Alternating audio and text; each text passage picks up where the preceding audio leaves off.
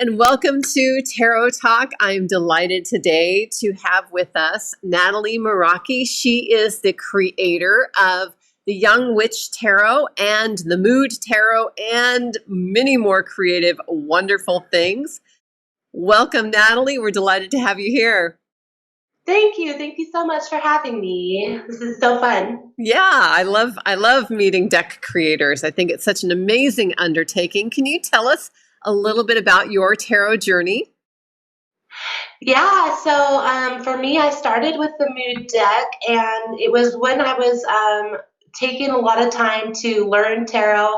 I've been doing tarot since about 2012, but I was doing a deep dive to learn my craft more. You know, it's a lifelong learning thing. This tarot is an art form. So I was listening to this video on YouTube that goes through all the cards, and I was making notes about kind of like what I thought the cards were saying.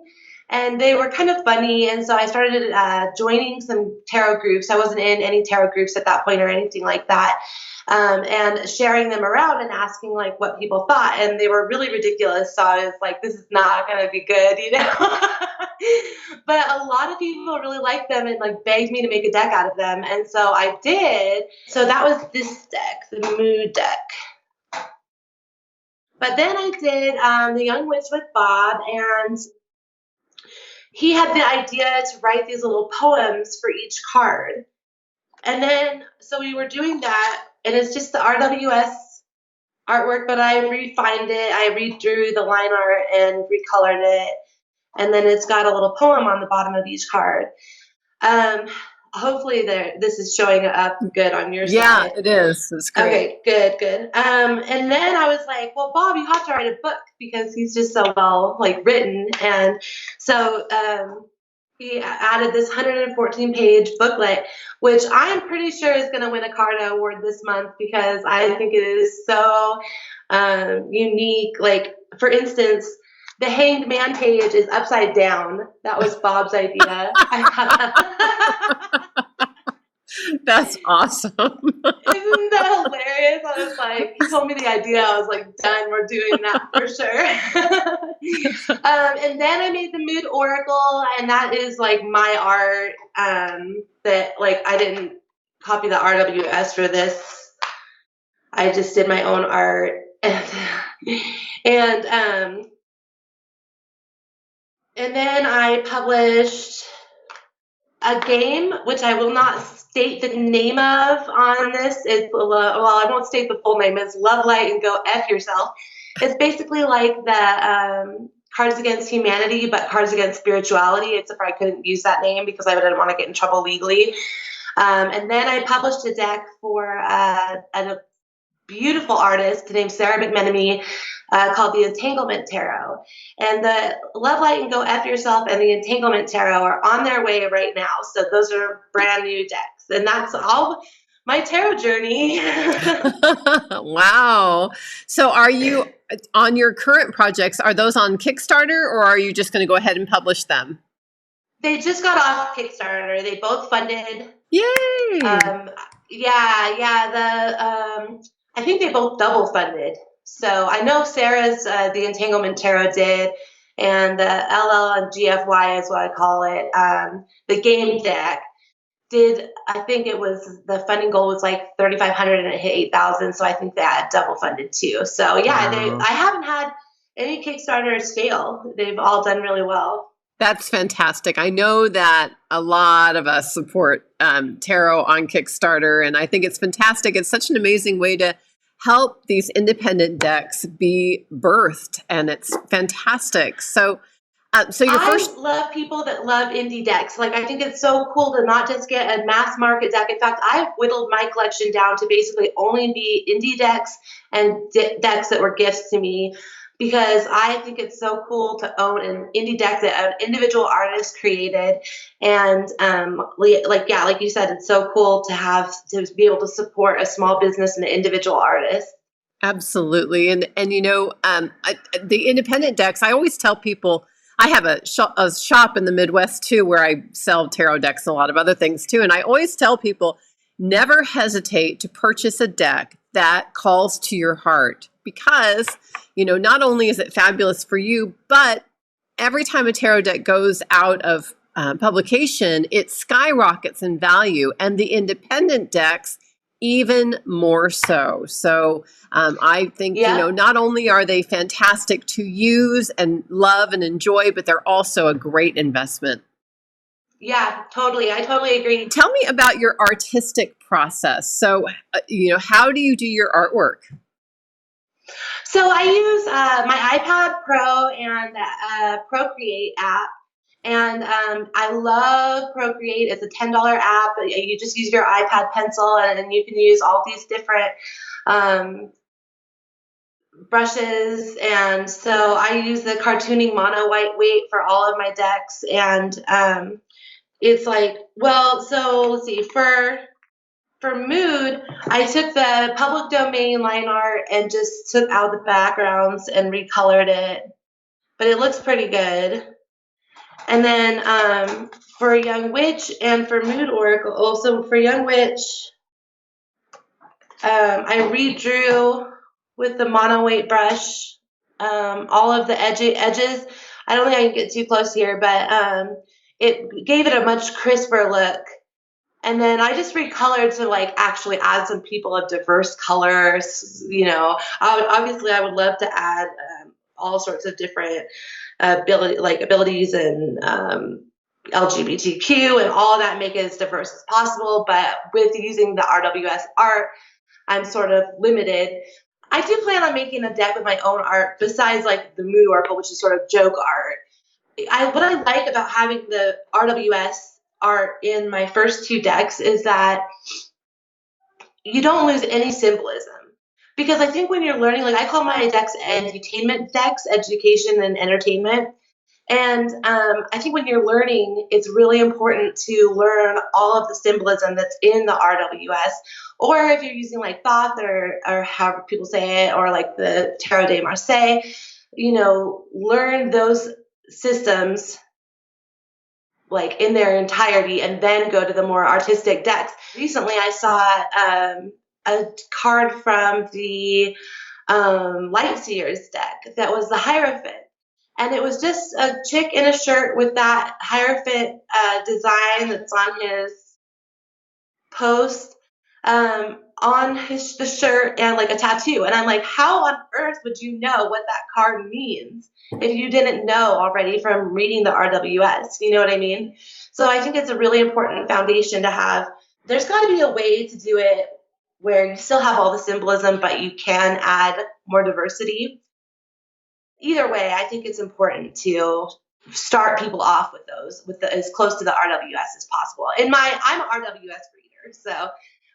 Are you an RWS reader too? Yes, because I'm a tarot teacher, and so I do think I always tell people you learn to read with the RWS, and then you can read any deck you want to read. Yes, so you know exactly what I'm talking about. Absolutely. Yeah, I probably had 30 decks before I figured that out myself when I was learning tarot. I was like, I love decks, and I collected decks, and then it just kind of got a little overwhelming. And, I had all the decks, but I didn't have the foundation. And so I finally figured out, okay, if I'm going to learn the tarot, I'm going to have to get an RWS that I feel like I can connect with, and I'm going to learn it. And that's when everything started to click. Yeah, I think it's just the way it is, because the decks are all based pretty much on RWS. So I'm with you. You have to start there, in my opinion. Yeah, so being that I have learner decks, I really like to stay really close. Yeah. So I love, we're with the Tarot Study Group for Beginners, the Facebook group that I run with Bob's one of the moderators there. And I love how he puts lots of activities with the Young Witch deck. And it's just such a fantastic little deck. And he's got such a great sense of humor, and the poetry on there, you can just tell that it's humorous and it's funny, and it's also meaningful. And I just love your deck, and I think it's fantastic and great especially for young witches. Thank you. What was the most challenging part of creating your tarot decks? So probably the line art, especially in the Young Witch deck, having to redo all the line art, especially the King of Pentacles, which is just so detailed. Um, and then the second hardest part is filling out the Kickstarter campaign, because you really have to think about what your deck means and to you and what it means to other people and why people need it, and how they can get it, and you really have to be very meticulous in all of that part. So between the line art and the Kickstarter, those are the two hardest things. That's great. So how did you have a process for deciding which card to work on next, or did you just go from beginning to end? Beginning to end. Oh, very good. Anything that you would want to do creatively with tarot in the future that you're thinking about? Yeah, well, my next deck, I really want to make a beautiful deck that's like not a joke or like, just RWS art. Like, I do want it to be very close to the RWS still, but what I would love to do, a watercolor deck, because that's the medium that I use for my children's books, and I just love watercolor. And so if I'm going to make something really beautiful, I would really love to use watercolor. But I think I'm either going to do that, like my friend Rebecca Jade, who also wrote the Young Witch 101 accompaniment book. She wants to do a book of powerful women in history, a deck. And I am interested in doing that idea with her, although it's a lot of drawing women, which is hard because it's people. If I were to do something just on my own, I would probably do like animals or creatures, like maybe not animals we've seen before, like maybe make up some creatures like Pokemon-ish, but try to make it like really beautiful and ethereal and things like that. So I'm really not sure, but I am going to do something exciting for my next deck. Sounds wonderful. I look forward to seeing it. And you've got so many projects that you've already done. You've got quite a portfolio. Do you have an art background? How did you gain the confidence to jump into this? Well, I've always been an artist, but I don't have any like training. Just been an artist since I was like, a little kid. And I did a long stint where I did a lot of very detailed colored pencil, which was more just abstract, like blending of colors and patterns and wavy, flowery, like, psychedelic type look. And then with the Tarot Mood deck, my first deck, there wasn't like, I just took the line art from public domain and colored it in. So there wasn't a whole lot of artwork to be done. And it was more about the text in the image that helps people learn through like a different way. Like, for example, okay, here's one. This is one of Bob's favorite. And I kind of like to embody the upright and reverse meaning in one quote. So this one, the Six of Cups, she's saying, "Remember how wonderful it was to be a child?" And the other little girl goes, "No." So it kind of helps you learn, right? Because like the Six of Cups is sort of like remembering back to your childhood, right? And then like reversed, it would be like not enjoying that memory. So Right. It's kind of like upright, reversed, embodied in one quote. That's awesome. So what does your process look like when you sit down to read for yourself or somebody else? So I usually always do the same spread. And that is like a mini Celtic cross, which is the issue at hand in the center, the cross card, the past, the near future, the advice, and the potential outcome. And that spread that seems to work for me for basically anything. There has been a time that somebody's asked me like, what's in store for my year ahead, in which case I would switch up the spread. Do you have like a particular way that you begin to prepare for a reading, and that you close the reading? So I used to. I used to do like the little meditation and the sage and like knock the deck and everything. But now I'm so bad. Like I just got like, now I'm one of those like you see in the memes where they like wipe the Cheetos off their hands and like get their deck out. People are like, "Hey, can I have a reading?" I'm like, "Yeah, what's up?" I used to, and now I don't have anything, which is kind of sad, but I just found I didn't need all of the ritual because, like, even if I didn't have time to do it, the reading went fine. And I just started realizing that I didn't need to have all that ritual. I think if people do need to and it helps them, then it's really good to do. But for me, it just wasn't making a difference. So I was like, what? All right. That's nothing wrong with that. That's awesome. Right. So where can people find you and your decks? What you have to offer? NatalieMeraki.com. So that's NatalieMeraki.com.